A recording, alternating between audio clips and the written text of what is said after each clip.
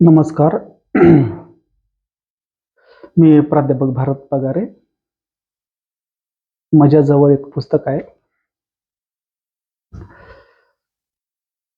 संपादन केलेलं पुस्तक आहे. प्राध्यापक देशमुख यांनी संपादन केलेलं पुस्तक. यामध्ये माननीय न्यायमूर्ती पी.बी. सावंत,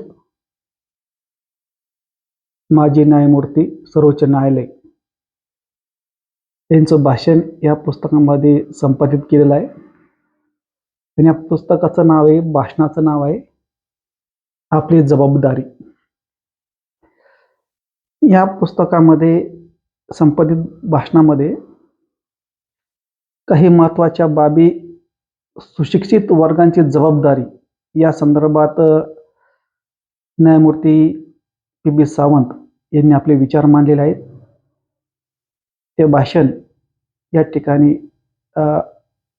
जसं आहे तसं मी या ठिकाणी देत आहे. अत्यंत सुंदर आणि लागू होणार भाषण आहे. सर्वांनी हे ऐकावं, वाचावं. याचा एक भाग मी या ठिकाणी रीड करणार आहे आणि दुसरा जो भाग आहे तो नंतरच्या याच्यामध्ये रीड करणार आहे. या भाषणामध्ये ते म्हणतात, सुशिक्षितांची जबाबदारी.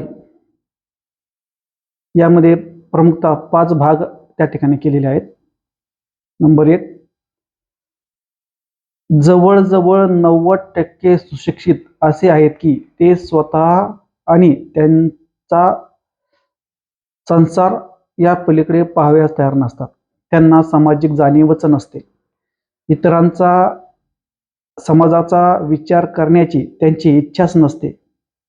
त्याचा परिणाम असा झाला आहे की त्या कारणाकरिता पूर्वी अशिक्षित असलेल्या या वर्गाला शिक्षण दिले गेले की समाजाची जडणघडण डोळसपणे झाली पाहिजे.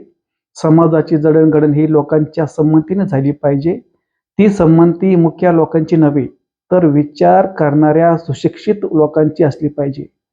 तेच सुशिक्षित वर्गातले 90% लोक आज समाजाकडे पाठ फिरून उभे राहिले आहेत. म्हणजे शिक्षणामुळे जे साध्य व्हायला पाहिजे आणि ज्यांच्याकरिता समाजातील अनेक लोक आपल्या स्वतःच्या संसारावर तिलांजली देऊन समाज कार्य करण्याकरिता पुढे आले, त्यांच्या कार्याचे चीज झाले नाही असेच म्हटले पाहिजे. मग ते महात्मा फुले असोत, राजर्षी शाहू असोत, विठ्ठल रामजी शिंदे असोत, डॉक्टर आंबेडकर असोत, डॉक्टर पंजाबराव देशमुख असोत, कर्मवीर भाऊराव पाटील असोत किंवा इतर अनेक असोत की ज्यांची संपूर्ण नामावळी इथे घेता येणे शक्य नाही. या लोकांनी जो काही आपल्या जीवाचा आटापिटा केला, अशिक्षित समाजाला सुशिक्षित करण्याचे जे काही प्रयत्न केले, त्यांच्या प्रयत्नांचे चीज झाले नाही असेच आपल्याला म्हणावे लागेल. तर या बहुसंख्य सुशिक्षित वर्गांनी आपल्या संसारापुरतेच पाहण्याचे ठरवल्यामुळे यांना जे शिक्षण देण्यात आले ते फुकट गेले आहे असेच म्हणावे लागेल.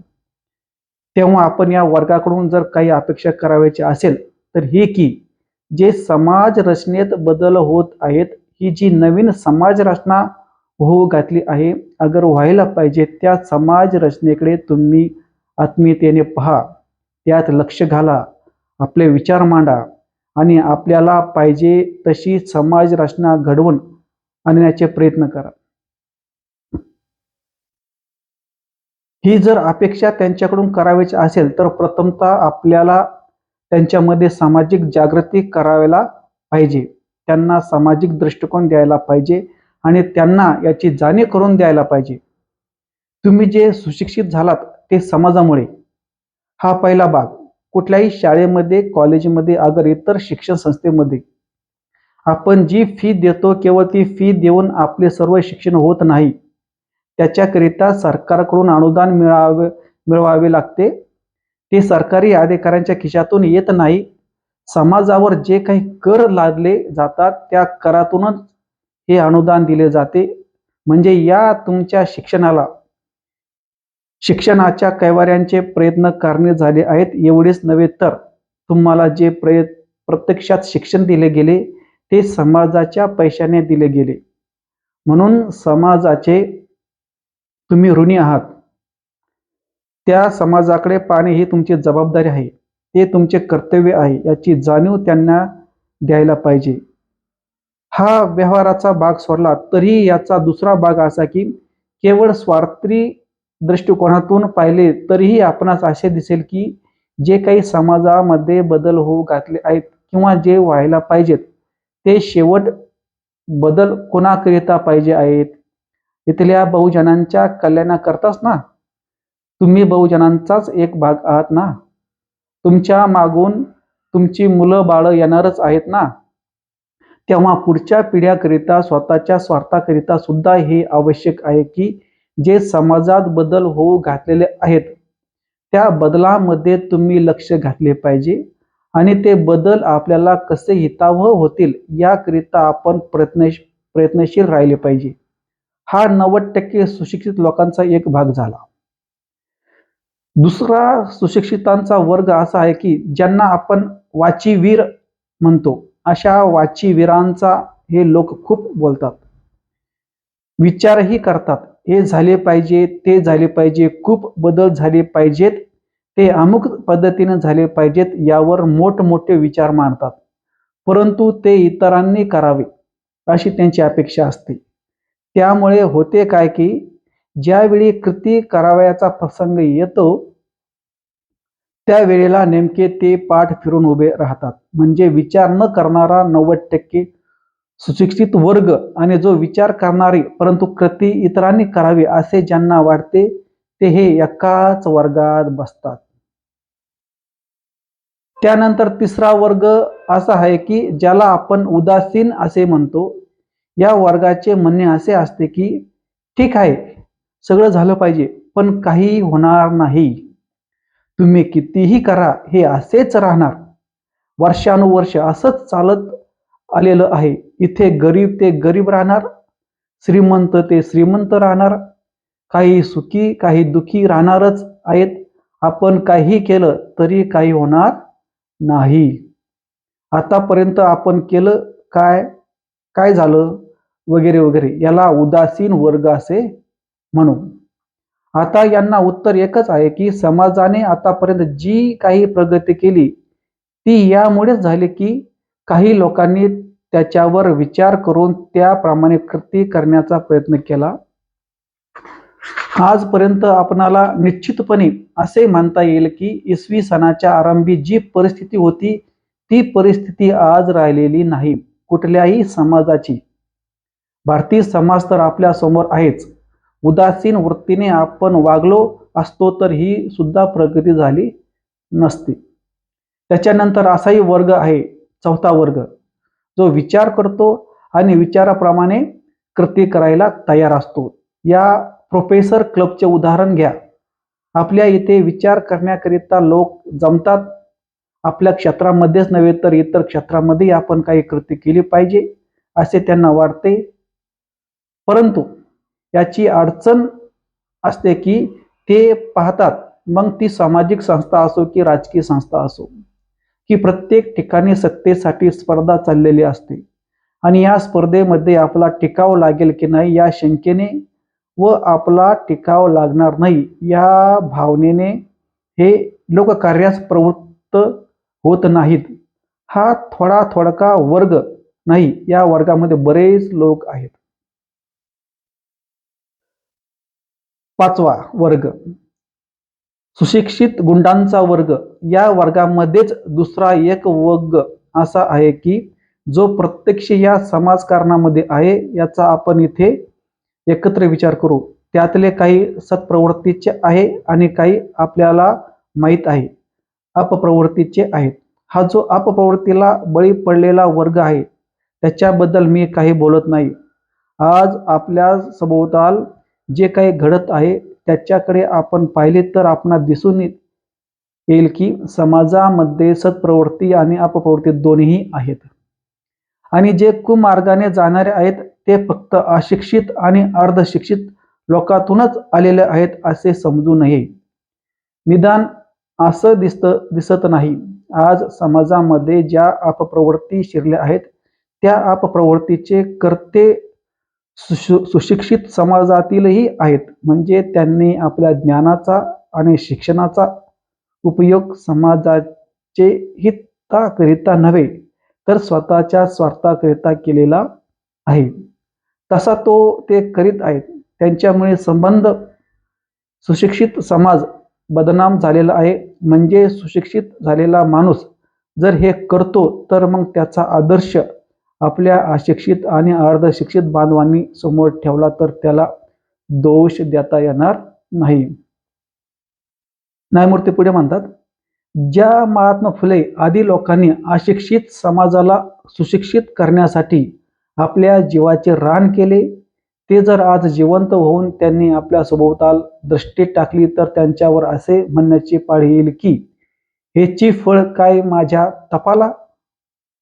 लोक सुशिक्षित झाल्यामुळे संबंध समाजाचे कल्याण होईल, त्यांच्याकडून समाज उपयोगी कार्य होईल म्हणून त्यांनी शिक्षणाचा प्रसार केला. परंतु सुशिक्षित गुंडांचा जो एक वर्ग निर्माण झाला त्यामुळे खरोखरच त्यांच्यावर पश्चाताप करण्याची पाळी आली आहे. परंतु हे जे सुशिक्षित गुंड तयार होत असतात ते प्रत्येक काळी प्रत्येक देशात होतात. भारतीय समाजाचेच हे वैशिष्ट्य नाही. आपण इतर देशांचाही इतिहास पूर्वी झालेला आणि आज घडत असलेला याकडे दृष्टिक्षेप केला तर आपल्याला असं दिसून येईल की हा दोष मानवी प्रवृत्तीचा आहे आणि ह्या प्रवृत्ती सर्व ठिकाणी सर्व काळी होत्या आणि आहेत. शिक्षणामुळेच हे गुंड निर्माण झाले आहेत असा त्यामुळे निर्णय काढता येणार नाही. म्हणजेच सत्प्रवृत्ती आणि अपप्रवृत्ती यांचा संघर्ष जगात नेहमीच चाललेला असतो. परंतु अपप्रवृत्ती वरचढ झाल्या की सत्प्रवृत्ती लोकांवर त्याचा फार परिणाम होतो. अपप्रवृत्तीशी मुकाबला करणे हे या लोकांना जुळत नाही.